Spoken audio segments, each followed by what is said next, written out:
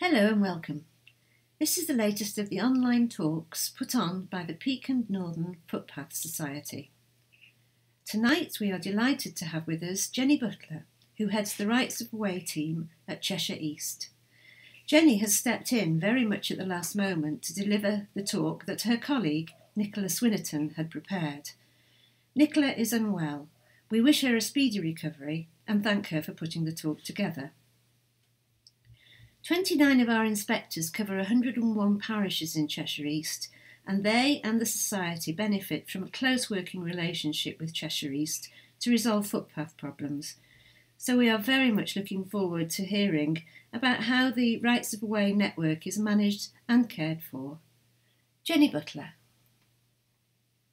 So tonight what I was going to run through is a very little bit about Cheshire East's Rights of Way network, because I realise you cover many different authorities and areas. And then hopefully of interest to some of you will know this inside out, I'm sure, but hopefully on the whole this is of interest, looking at the duties and the powers of the Highway Authority, what we do basically and how we do it, and then the different roles that obviously the Highway Authority, but also landowners, occupiers, the town and parish councils, the volunteer groups, yourselves, and into the individual volunteers, and the different roles that people can play, including the public, in helping to keep that network open and as usable and appreciated as it is, and as it certainly has been in the last 18 months. Okay, so what have we got as a Rights of Way network in Cheshire East? Well, these figures come from our Rights of Way improvement plan, and we have, as you'll see from the screen, a large percentage, more so than other authorities on the whole. I think I'm right in saying a large percentage of footpaths make up our Rights of Way network, and that network across the borough, which is reasonably well spread across the borough, apart from in the main areas where there was estate land, if you say, that is spread throughout the borough reasonably well, but does favour footpath users in the region of 93–94% compared to the other categories of public rights of way. And in total across the borough, we've got 1,946 kilometres, I think it was at last count. So we've got quite a fair network in terms of length, but in terms of proportions, it's very much skewed towards footpath users. And we've got a number of promoted routes that are in the network. Some of those use our countryside sites, our linear trails like the Middlewood Way, the Bidoff Valley Way, which you'll hear about. And others will be the promoted routes of the Gritstone Trail with its sister trail, the Sandstone Trail, which bobs up into Cheshire West and Chester's authority area. And then we've got the North and South Cheshire Ways and many smaller promoted to lesser extents or by different bodies, different organisations, more local circular walks that we've got.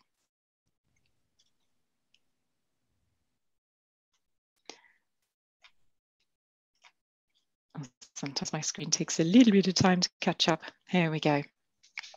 So the main duties of a highway authority is to, under the Highways Act 1980, is our favourite piece of legislation that we come back to, and everything, most things or many things that we deal with are under that piece of legislation, is to assert and protect the right of users to use the public rights of way network, which you know so well and value so well. And then we've got the other piece of legislation, which is the Wildlife and Countryside Act of 1981, which puts the duty on the council as the surveying authority to keep the definitive map and statement up to date and under continuous review. And both of those keep us very busy, as you will know well. And then we've got the third action under the CROW Act, the Countryside and Rights of Way Act of 2000, which seemed really new when I was setting out in things, and now it's all those years away. It's amazing how time flies. And we've got the Rights of Way Improvement Plan, we've got the local access forums, we've got a number of other duties and powers that come out under that piece of legislation. And then as authorities, public authorities, we also have, and these are captured in the legislation as well, we have regard to everything else in life, not just doing what we're set out to do. We have to have regard to all of the other bits of legislation that are out there, spanning environmental, spanning the human frame as well. So it's very much where that geography that I studied many years ago has come out, that physical and human interaction of geography. So in terms of our duties to assert and protect, what do we have to do out on the network? Well, we have to maintain them basically so they're fit for the use for which the public has a right to use them. And that's often a bone of contention where people are using the routes for private vehicular access as well, where the vehicles might cause damage to a surface where the highway authority is not responsible for maintaining a route for vehicular standards. We make sure that the routes are available by making sure there's nothing sort of to dissuade the user, be it a sign, of which we saw quite a few at the beginning of the COVID pandemic, preventing or discouraging use. We're responsible for maintaining and installing bridges over natural watercourses. We have to sign where public rights of way leave metalled roads, and we have to provide that 25% contribution towards the landowner's duty of keeping gates and stiles in a suitable condition for use. And then we have to use our enforcement powers very occasionally, and persuasion, but mostly it's reminding people of their duties with regards to public rights of way, and when those people are the landowners and what their duties are. So that's what we have to do as a highway authority. And this slide talks very much about the powers of the highway authority. So what the highway authority can do should it wish, but we do all of this. Not all authorities do, but we certainly do these. So we process legal orders, which are for the diversion, extinguishment, the creation of public rights of way. So sometimes those are in the interests of landowners, sometimes those are in the interests of the public, and often they're in the interests of both of those groups of peoples. We have a power, which we do with the help of many volunteers, to sign between the metalled roads, basically, so that the way we look at it is so that a user with an ordnance survey map could adequately and quite comfortably find their way along a route. So they're not stuck in the middle of a field or an area of moorland wondering where the path goes.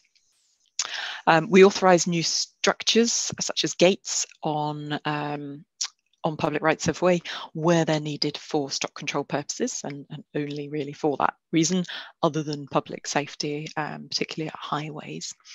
We maintain the network by having a regime of annual strimming, annual maintenance, and we also do a lot of improvement in surfaces of rights of way, and that can be through a scraping off mud, that can be more construction basis, building up a sub base of MOT, then a top surface or whatever it would be to fit with the natural environment and carry whoever the users are that need to use it. We improve drainage, and it can be any realm of work basically which improves the right of way for the use of the public.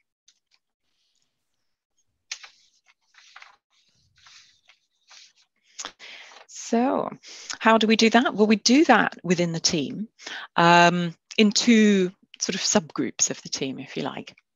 So I myself am the acting public rights of way manager, and we have a technical support officer as well who supports the team in all those back office functions, and is also our main port of call of contact for the public, and also does our searches. So where a solicitor, for example, is acting on behalf of somebody buying a house or a plot of land, they would ask us for a search, a legal copy of the definitive map and statement, basically to find out if there are any public rights of way on a route, on a plot of land and what status those have.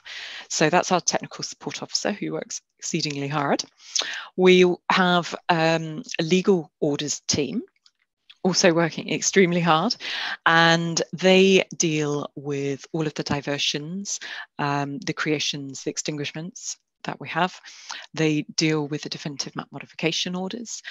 They deal with the temporary closure orders that we have, a realm of inquiries from the public, from landowners, from members, from town and parish councils, you name it. And they also do deal with planning applications, and very much so did the Countryside Access Development Officer when we had that that post filled, which was myself before I took on the acting role. Very much trying to work proactively with developers and through the planning system to firstly protect our public rights of way, secondly to enhance them, and then also to create new links where beneficial for the public. And that's an increasing, as you are probably aware, of the amount of development that's happening in our borough, certainly I'm sure elsewhere as well. That's an ever-growing area of work. And the second group of people, all who work exceedingly hard, are our network management and enforcement team. And we've got 3 officers. Nicola is one, Nicola Swinnerton. She's now covering the southern area of the borough. We've got Barry Poole, who's covering the central area of the borough. And then we've got Enya Dunn, who's recently, literally last month, joined us from Cornwall, and she is covering the north of the borough. So these officers undertake all of the inquiries to do with the paths themselves. They do all of the network management. They resolve the issues on the network. I'll go into detail of this later. And they're also responsible for the enforcement, and also deal with a plethora of inquiries from the public, landowners, user groups, town and parish councils, you name it. So that's who we are. And a couple of facts from the legal orders side of things. And all of these facts that are in the presentation today, you can see in our annual report. We do an annual report to our Public Rights of Way Committee. It normally goes to the June committee. It didn't this year, it went actually last week, which is the first meeting of the new committee that we have in the borough. So if you're ever interested in how we operate and more details about the facts and figures and our challenges and wins, then you can see that in our annual report, which is available online and normally goes to the June committee of the Public Rights of Way, now subcommittee. So this slide gives you an indication of the range and number of processes, most of them legal, that the legal orders team undertake. So as you can see, ranging from planning applications, some which will be very, very straightforward, to some hugely complex, large sites where we can be liaising with the developer for literally years to try and negotiate for the best outcome for public rights of way, but also taking into account the environmental impact, accessibility impact, liaising carefully with our colleagues in active travel within our highways departments to try and get the best basically from the development that is likely to come. Sometimes they don't. So yeah, we've got ranges of temporary closures, we've got landowner deposits and declarations, local land charges also ask us for information, and then we've got the ranges of different types of orders, be they Highways Act orders in the interests of the public or the landowner, or be they Town and Country Planning Act orders because of development that is going ahead. At the last couple of points there are talking about the definitive map modification order process. And yeah, we were going great guns just before COVID. We were working through our waiting list quite nicely, and then COVID, on all of these, and then COVID hit. And yeah, I'll talk about this later, but we now have a waiting list that stands at 41, and the number of new applications is increasing as well. So that's one of our challenges that we face at the moment.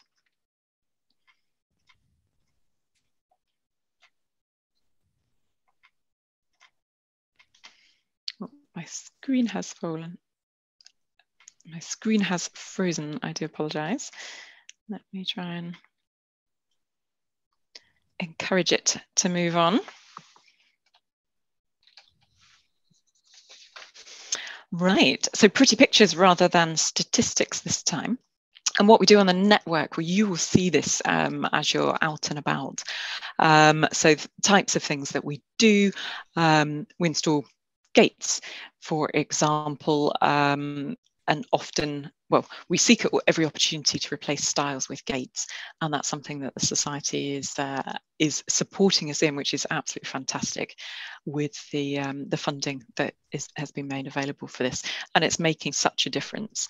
We get comments from members of the public quite often out the blue, just saying how much they appreciate the new gates that have gone in. A couple of years back, we did a big project investing on the Gritstone Trail, so that virtually every structure on that, I think it's bar 2 structures, is a gate rather than a stile. And that's 35 miles of improved access path, which I know it's rugged terrain, but the fittest of us with a pack after 35 miles or however long you walk in that day, you know it when you climb over a stile, don't you? So it makes a big difference, that improving the accessibility of the network. So we've got some streaming photos there, we've got some signposting photos, some surface improvements, bridges, and then the intermediate way marking, where it helps users keep to the right track, which is obviously helpful for the users, but also helpful for the landowners.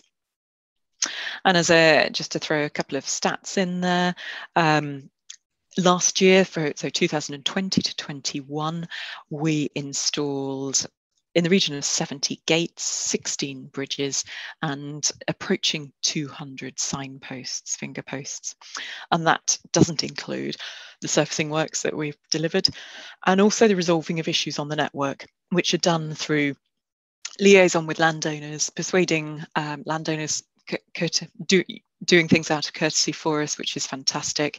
And a lot of the work is explaining the situation, negotiating, or just reminding people of, because everybody's busy, everybody's got hundreds of different priorities. So a lot of our work is that sort of informative side, rather than, fortunately, moving towards an enforcement side. But occasionally it does have to happen. On the whole, landowners are very accommodating, very obliging, but 1 or 2 cases, perhaps a year, we do have to escalate an issue and take it through our enforcement protocol. And that always starts with liaison, always starts with a knock at the door, or a phone call, or an email. And then if we're not getting positive responses, then we will move it forward through our enforcement protocol, through more formal letters, reminders, and then notices and to enforcement action if need be. But fortunately, on the whole, that's actually quite a rare thing to do, which is good for everybody.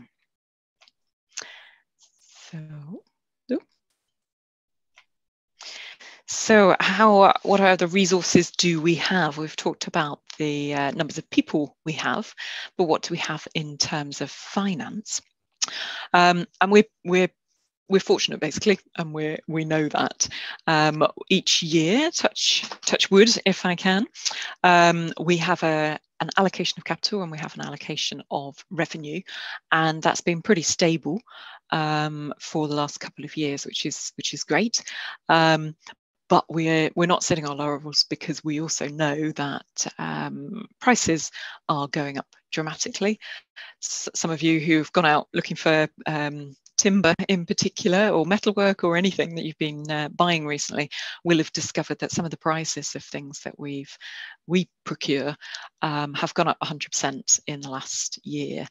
And when your budget is set a year in advance, that doesn't mean that you have quite the same buying power as you did at the beginning of the year. So it certainly does have implications.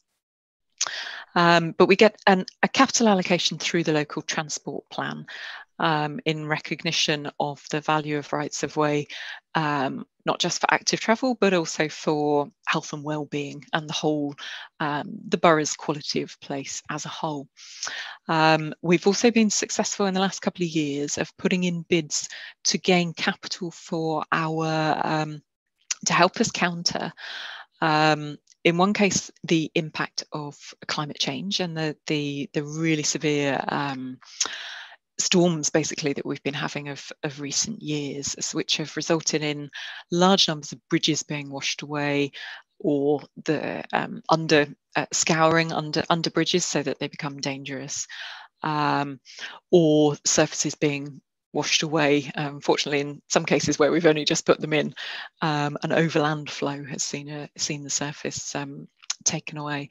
So we've been really lucky in putting the business case forward of this is how valuable the rights of way network is, and this is how much it will cost to keep it in the condition it's in currently, let alone improve it. So we have secured some capital funding for flooding, and also for our structures, because we recognise that there was a backlog of investment that was needed basically in our larger structures, our larger bridges, and we've been successful in getting that allocated as well, which is great. And we're not sitting on our laurels, we are bidding for more monies as well from the authority in order to keep that level of investment going. And then on a revenue basis, we have revenue which is largely used for the annual maintenance and the much smaller jobs that we do out on the network.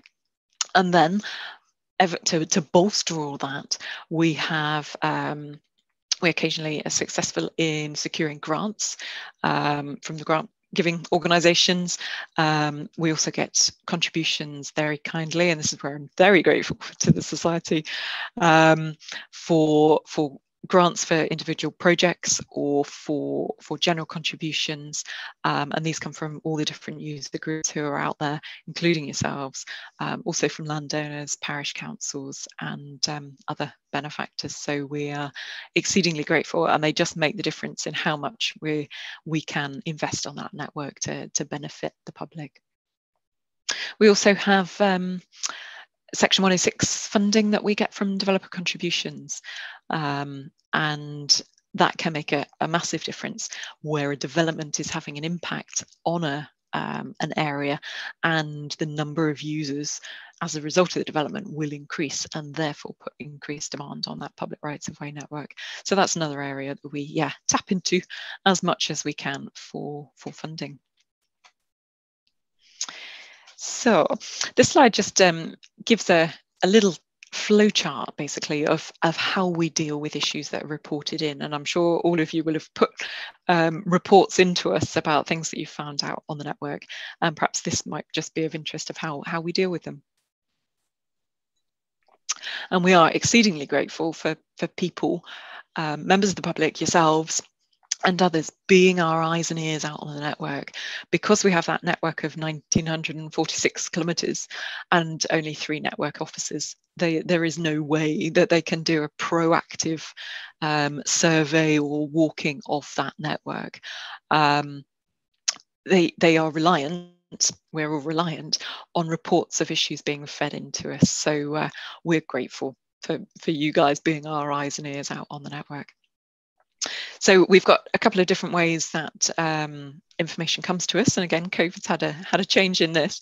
So most of our issues now come via email, either directly to officers if people have already been in contact with them, to our prow@cheshireeast.gov.uk email address, or via our online problem report form.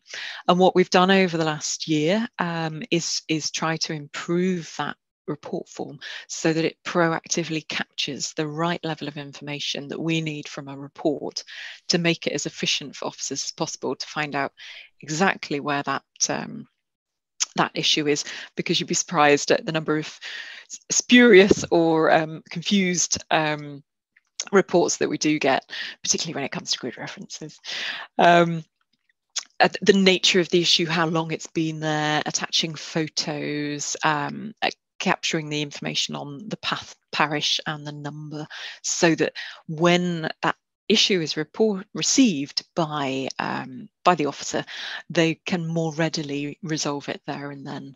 And increasingly, particularly during COVID, with all of us working from home remotely and the pressures, the increase of usage that COVID has created, it's increasingly we can resolve things. The power of the computer is amazing, as you will know. You can resolve many things from a keyboard.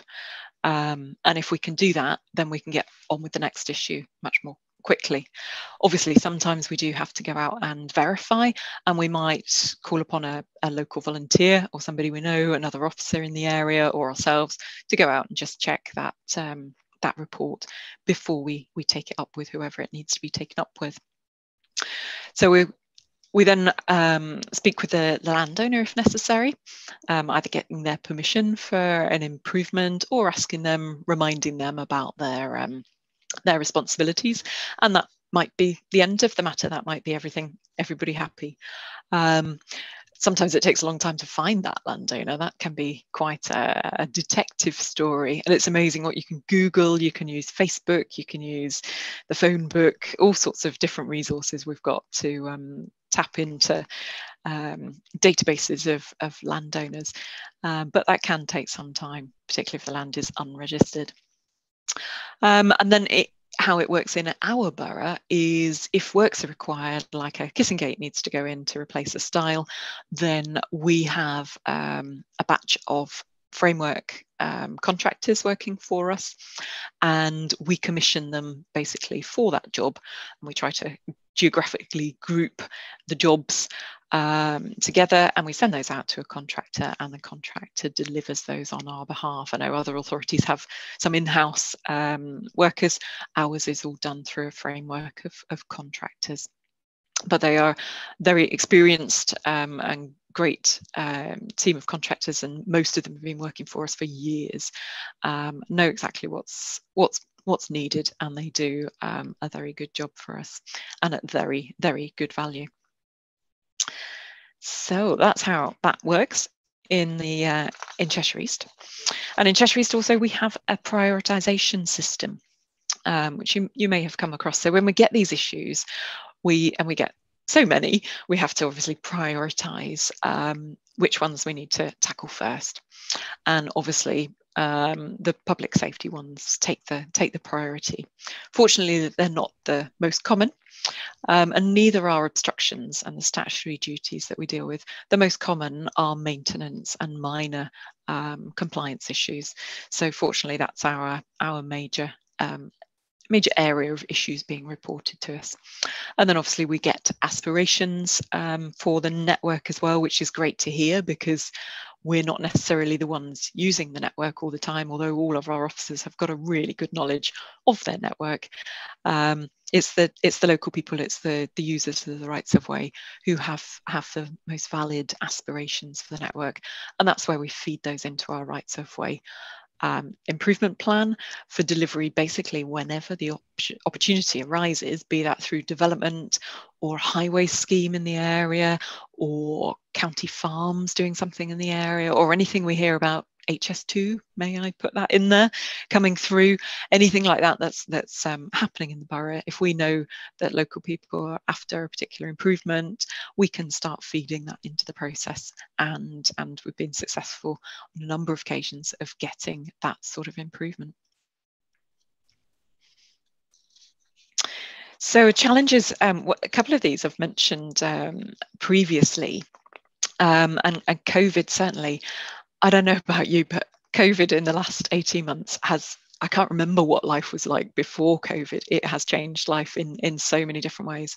So not just for out on the network, where we've had a massive increase, and I've really struggled to find across the country actually colleagues who've got reliable statistics about how much the usage of the rights of way network has increased as a result of COVID. It's hard to keep statistics basically on usage of the network, but I'm thinking it's increased at least a third. peaked at the beginning, and it seems to be stabilizing out at a third increase of usage, which is great because people are getting out there and they're letting us know as well that they value the Rights of Way network as a means of travel, exercise, health and well-being, particularly the mental well-being through COVID and the lockdowns. And people are getting to know their local areas. I know that I've walked local paths around here, which I hadn't done before. And it's great in a way to get that prompt to do that. So that the increase in the use of the network has increased the number of issues coming to us as a team, because literally the footfall wears away the assets, wears away the surfaces, wears away the gates, the stiles much more quickly than otherwise. And also there's been a lot of concerns and tensions, particularly at the beginning of lockdown, between landowners and users about what can we do, what can't we do, and sometimes unfortunately the lack of respect that users have for the land that they're travelling through, particularly when it comes to litter and dogs and that sort of thing. So there's not been always positive things coming out of COVID, as well, we know, and the revised countryside code that's just come out is trying to sort of counter that. So that's COVID out on the network. COVID for the team as well. Well, it's sent us all here. Not everybody is lucky enough to have a separate room as I have. I may have lots of junk behind me, but people are working in difficult conditions at home. Sometimes they were homeschooling during COVID, or there's multiple people in the house trying to use the same broadband. We had complete changes in IT as a result of COVID, and then also finance systems and mapping systems have also been updated, which is great, but always takes time to learn. And then there's the isolation where with teams working from home individually. It's very isolating, and we've got this facility which is great, but it's really difficult to just say, how do you do this, or just to overhear that conversation where you can share knowledge or learning as you would in an office environment. So it has been very challenging, but hopefully we are getting somewhere. So I guess that's my biggest one of challenge at the moment, because it has made such a challenge to the team, and we've had long-term absences and continue to do so as a result of COVID. So the next one I know that Nicola will have put in, and this is certainly the case. In our line of work, we are very much reactive to issues and reports. So that can feel like you're on the back foot, and there's not often the opportunity to take that proactive approach to managing the network. So with the extent of the network that we have and the few people that we have, time is a great precious resource. The other resources of finance I've spoken about, and always becoming more challenging. Certainly during COVID, we lost a lot of our income streams, and we're grateful for government grants for sort of balancing the books, basically. But the funding it will always become harder and harder, certainly as a result of COVID and where that's left public authorities.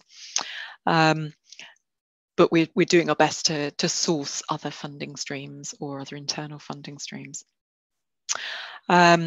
We've got different types of landowners and different reactions, as we do in all walks of life, of how things are received about people's responsibilities. And there are other priorities that are challenging them, particularly in the uplands, as it says here.